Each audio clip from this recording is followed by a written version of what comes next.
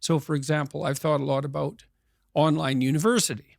Okay, so then you could imagine, well, you can certainly imagine online lecture courses.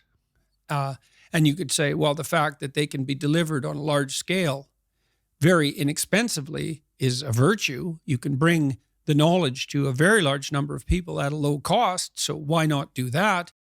But that presumes that you know what the university is, and you don't. Because, well, here's some other things the university is.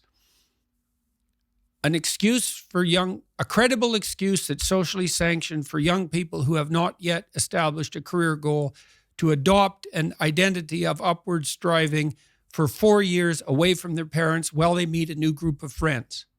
Like that might be 90% of the university for all we know, because it's certainly, for me, for example, when I went to college, I left home when I was 17 and I left this small town I had grown up in. And in many ways, I left the peers that I had been associating with. Now, a couple of them came to college with me, so I had a toehold there. But I made an entirely different group of friends. And they were friends whose goals were quite radically different from the friends that I, let's say, in some sense, left behind. Well, the reformulation of my peer network might have been the most important part of the first part of my education.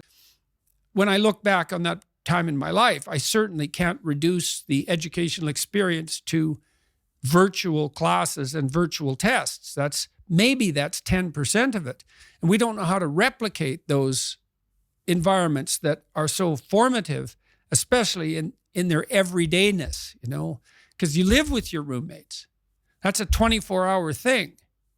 And so the problem with virtualization is that we don't understand our environments well enough to be certain that we're not excluding something vital when we concentrate only on what we think conceptually is important.